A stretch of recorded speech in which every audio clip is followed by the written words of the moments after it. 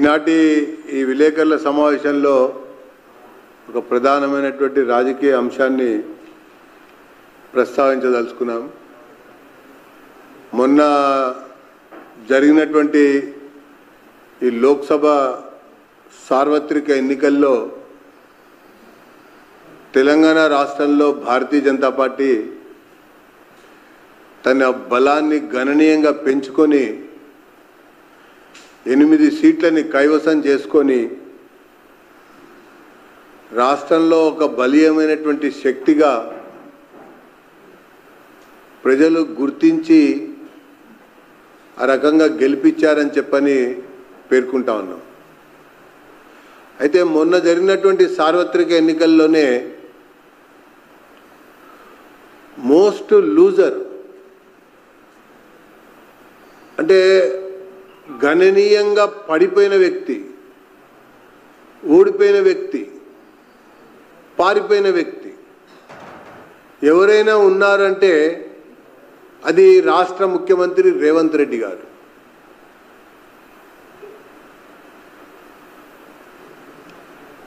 శాసనసభ ఎన్నికల సమయంలో కామారెడ్డి నుంచి ఓడిపోయినటువంటి వ్యక్తి ముఖ్యమంత్రి అయ్యాడు. ఇక తను ప్రాతినిధ్యం వహించినటువంటి మల్కాజ్గిరి పార్లమెంటు స్థానంలో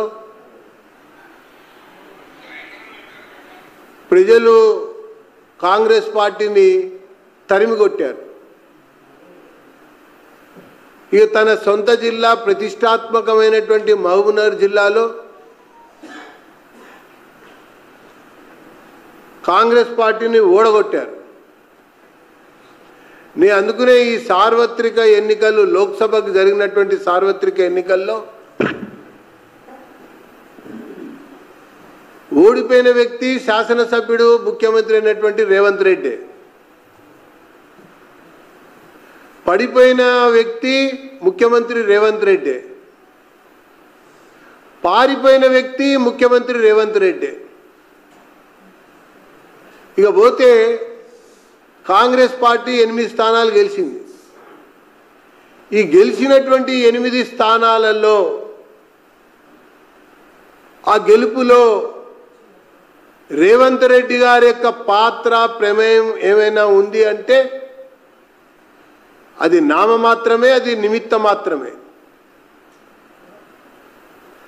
ఖమ్మం గెలిచిందంటే పొంగులేటి ఖాతానే, నల్గొండ గెలిచిందంటే అది జానారెడ్డి యొక్క బలమే, భువనగిరి స్వయంగా కోమటిరెడ్డి బ్రదర్స్కే అప్పగించినటువంటి ఒక విషయం. ఇక పోతే వరంగల్ కొత్తగా చేరిన కడియం గెలుపది, ఆయనకున్న బలం. జహీరాబాద్ సరే అది మనకు కనబడ్డది, ఆ సురేష్ షెట్కార్ వల్లనే అని చెప్పాను. నాగర్ కర్నూలు విషయం అయితే మల్లు రవి గారు సీనియర్ నాయకుడు, గతంలో గెలిచినటువంటి వ్యక్తి కాబట్టి గెలిచాడు. ఇక పెద్దపల్లి విషయం చూస్తే అది వెంకటస్వామి గారి కుటుంబానికి సంబంధించినటువంటి సీట్ అవ్వటమే గెలుపుకి కారణం. అసలు ఏ సీట్లో అయినా ఈ గెలిచినటువంటి 8 కాంగ్రెస్ సీట్లలో ఒక్క సీటులో అయినా రేవంత్ రెడ్డి తన ప్రభావాన్ని చూపగలిగాడా? తన వల్ల గెలిచానని ఒక్క గెలిచిన అభ్యర్థి అయినా చెప్పడానికి ముందుకు వస్తున్నాడా అంటే పేరుకు కూడా ఒక్కరు కూడా అసలు రేవంత్ మాటనే తీయటలేదని చెప్పని నేను పేర్కొంటా ఉన్నా. ఇది కాంగ్రెస్ పరిస్థితి, దుస్థితి, స్థితి. అందుకనే నేను మొదట్లోనే అన్నా, the most loser in this general Lok Sabha elections in the Telangana state is Mr. Revanth Reddy. కాబట్టి రేవంత్ రెడ్డి గారు మీరు రాజకీయాలు మానండిగా, ఇప్పటికైనా పిచ్చి పిచ్చి మాటలు మాట్లాడటం ఆపండి. నువ్వు ఓడిపోయినా కూడా కాంగ్రెస్ నీకు ఒక అవకాశం ఇచ్చి ముఖ్యమంత్రిని చేసింది. నువ్వు ఓడిపోయినా కూడా కాంగ్రెస్ నీకు ఒక అవకాశం ఇచ్చి కామారెడ్డి నుంచి ఓడిపోతే ముఖ్యమంత్రిని చేసింది. దాన్ని నిలబెట్టుకోవటానికన్నా ఒకవైపున కప్పం కడతానే ఉన్నావు, సరిపోయింది. మరొక వైపున కొంచెం పాలన పైన దృష్టి పెట్టు. ఇంకా చెప్పాలంటే ఖరీఫ్ వచ్చింది. అరే అనేక నగరాల్లో, అనేక మండల కేంద్రాల్లో కల్తీ విత్తనాలది తీవ్రమైనటువంటి ఒక అంశంగా ప్రబలిపోతా ఉంది. ఇంకా విద్యుత్ కొరతతో సతమతమవుతా ఉన్నారు. విత్తనాల కల్తీ విత్తనాలు, విద్యుత్ కోత, బారులు తీరి లైన్లు కడతా ఉన్నారు విత్తనాల కోసం, కూడా పత్తి విత్తనాల కోసం. ఇంకా రాజకీయాలు మాట్లాడుతున్నాడు ఆయన. బీఆర్ఎస్ ఓట్లు బీజేపీకి పడ్డాయట, గెలిచిందట. అసలు బీఆర్ఎస్ యొక్క పుణ్యం వలనే ఆ మిగతా నాయకులకి, పాత తరం కాంగ్రెస్ నాయకులకు ఉన్నటువంటి సంబంధాలు, బంధాలు, అనుబంధాల వల్లనే ఆ 8 కాంగ్రెస్ ఈ రాష్ట్రంలో గెలవగలిగింది. ముఖ్యమంత్రి మొదట్లో ప్రచారం ప్రారంభిస్తూ ఏమన్నాడు? రెఫరెండంకి సిద్ధమా అని చెప్పన్నాడు. ఈయన పాలనపై రెఫరెండానికి సిద్ధమా అని చెప్పని అన్నాడు.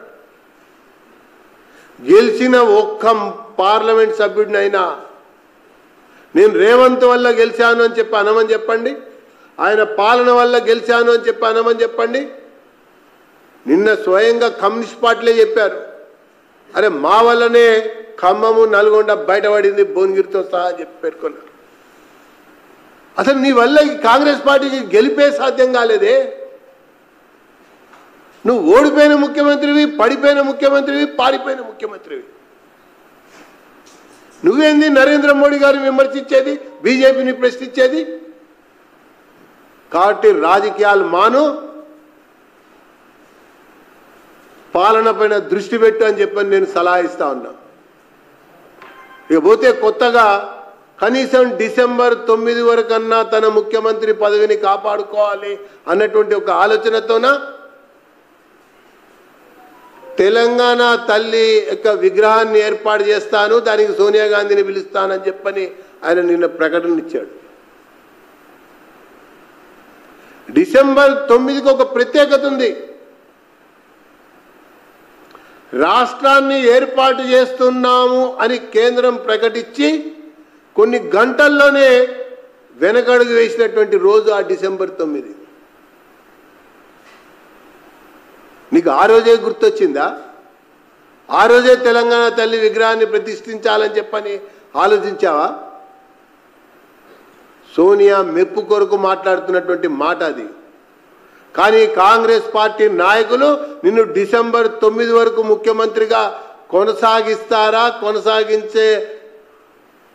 కొనసాగిస్తారా లేదా అన్నది ఆలోచించుకోవాలి నువ్వు ఫస్ట్. ఇకపోతే ఫోన్ ట్యాపింగ్ కేసు ఏమైందో ఎవరికి అర్థం కావట్లా. కేటీఆర్ ఫామ్ హౌస్ పైన ఈయనకు కేసు వేశాడు.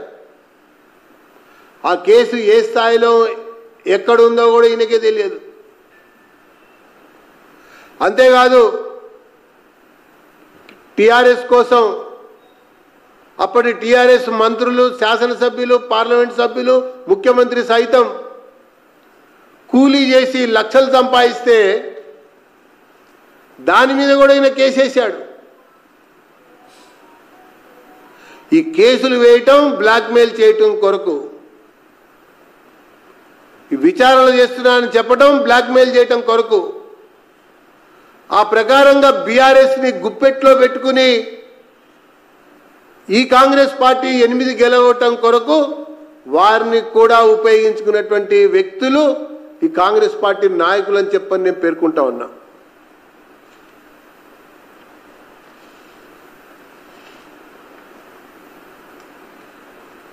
ఇకపోతే భారతీయ జనతా పార్టీ అధినేత అయినటువంటి నరేంద్ర మోడీ గారు 3వసారి ప్రధానమంత్రి కాబోతా ఉన్నారు.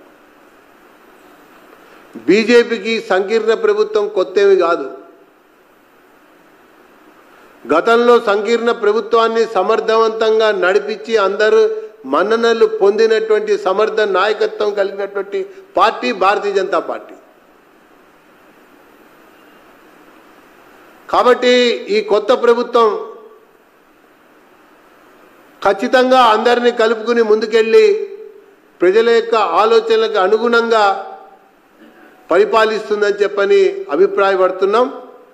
ఆంధ్రప్రదేశ్ రాష్ట్రంలో మరి చంద్రబాబు నాయుడు గారు పార్టీ ఎన్నిక కావటాన్ని బీజేపీ హర్షం వ్యక్తం చేస్తూ ఉంది. పవన్ కళ్యాణ్ తోడవటం, బీజేపీ కలవటం, ఆ రాష్ట్రంలో ల్యాండ్ స్లైడ్ విక్టరీగా టీడీపీ ముందుకు రావటం అభినందించదగ్గ విషయం అని చెప్పని నేను పేర్కొంటా ఉన్నా.